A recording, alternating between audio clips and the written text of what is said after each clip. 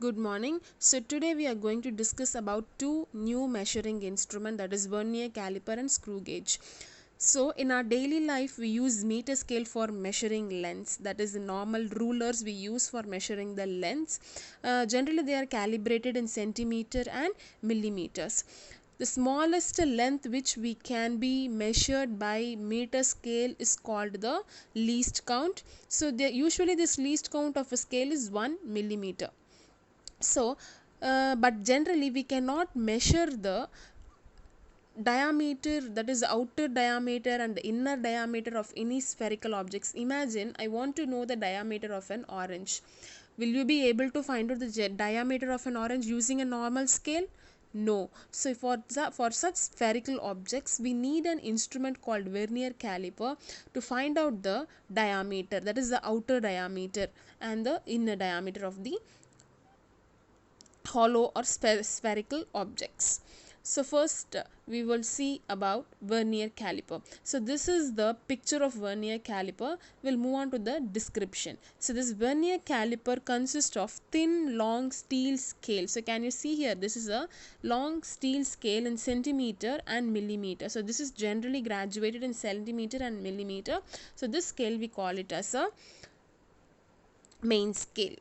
Okay, and next is we are having two types of jaws. One is a fixed jaw, the other one is a movable jaw. On the left hand side if you see here, this one and this one are fixed. On the right hand side this and this are movable with the help of this. So the fixed jaws are on the left hand side and the movable jaws are on the right hand side. Along with the movable jaw you can see a scale called vernier scale. So it is also graduated. That scale we call it as an vernier scale. So using this outer jaws, that is this bottom jaws, we can measure the external dimension, that is this lower jaw is used to measure the external dimension and this upper jaws are used to measure the internal dimensions of the object.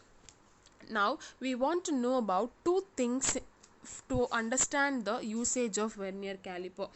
So this is the description. Now we'll move on to the two important things. First is least count. So what is this least count? So least count is equal to value of one smallest main scale division. So generally what did we saw before? This main scale is calibrated in centimeter and millimeter. So in that smallest will be what? Millimeter. So what will be the smallest main scale division, which is 1 millimeter divided by total number of vernier scale division. This vernier scale is having 10 divisions. So the number of vernier scale division is 10. So 1 millimeter divided by 10 will be 0.1 millimeter, which is converted into centimeter. Then we will get 0.01 centimeter. So therefore least count is equal to 0.01 centimeter, which is a constant value. Next we have is this errors. So we have three types of errors. One is no zero error, positive zero error and negative zero error. No zero error means when you take this vernier scale and main scale, vernier scale is also having a value starting from 0, 1, 2 and this main scale is also having value starting from 0, 1 and 2. If this 0 and 0 vernier scale reading and main scale reading, if they coincide, that is if they meet along one another, then that error we call it as no zero error.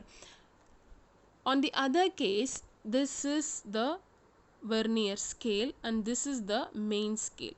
In vernier scale, if the 0 is shifted towards the right hand side, can you see the bottom one is the vernier scale, the 0 has got shifted towards the right hand side, then that we call it as positive zero error. On the other case, you can see here in vernier scale the 0 has shifted towards the left hand side. This has shifted towards the left hand side, then we call it as a negative zero error. So after placing the object in between the jaws, we can able to find out the main scale reading, vernier scale reading and positive error or a negative error. Then we can get the dimension of that particular object, that is the diameter of the spherical object. So this is how we have to use the vernier caliper.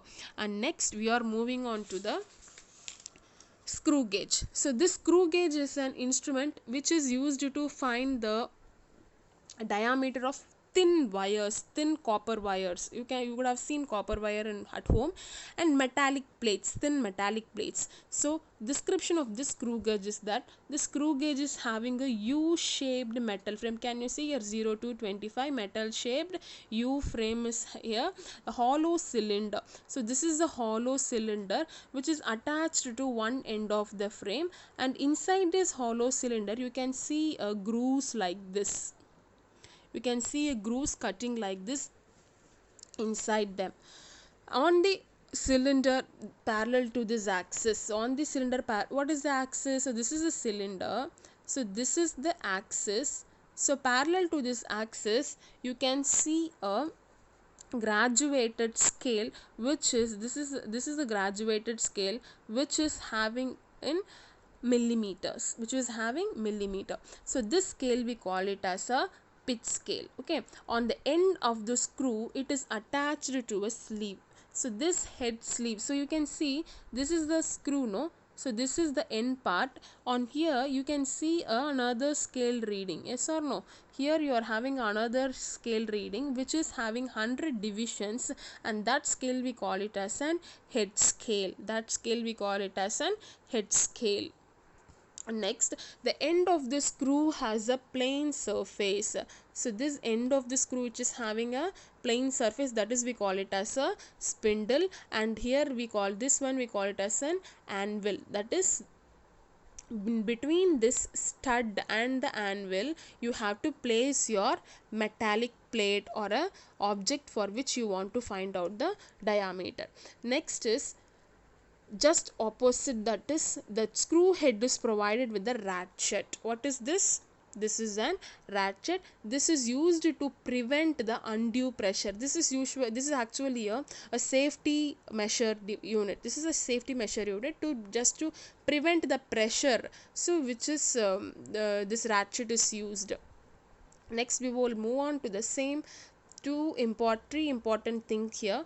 For understanding the usage of screw gauge, we want to know the pitch of the screw and the least count, similarly which we saw in vernier caliper, and then errors. So the pitch of the screw is the distance moved by the tip of the screw for one complete rotation. So for example, so you can rotate this. So you can rotate this in this way. So as you rotate, one complete rotation will move the scale for 1 millimeter. Will move the scale for 1 millimeter. So 2 rotation means it will move for 2 millimeter. So similarly, distance moved by the pitch will be what? For example, I am saying 1 millimeter and divided by number of rotations. For 1 millimeter, how many rotations it could have moved? 1. So you will have 1 millimeter divided by 1, which is equal to the same 1 millimeter. Is it clear? So always the pitch of the screw remains constant. Mostly in all the devices you will get as only 1 millimeter. Next we are having the least count. The distance moved by the tip of the screw for a rotation of one division on the head scale is called the least count of the screw gauge.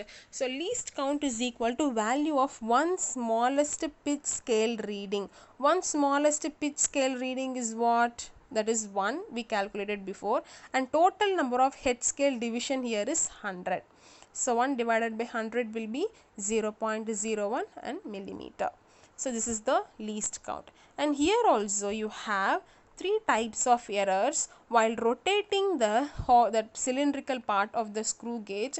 If both the zeros, if both the main scale and the pitch scale, you can see here, no, both main scale and pitch scale coincide, that is no zero error. If the positive zero error means the pitch scale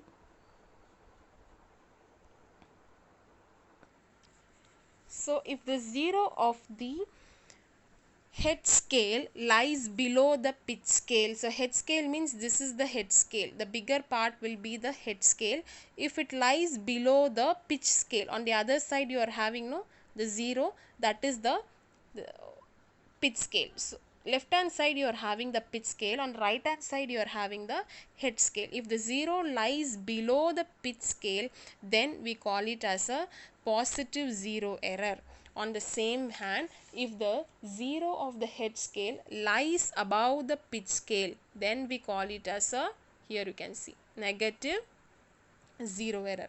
So same way, after knowing all the values, we can calculate the diameter of thin wire or any metallic plates. So for today, the homework will be draw a neat diagram of a vernier caliper. So next class will meet with start from a new lesson. Thank you.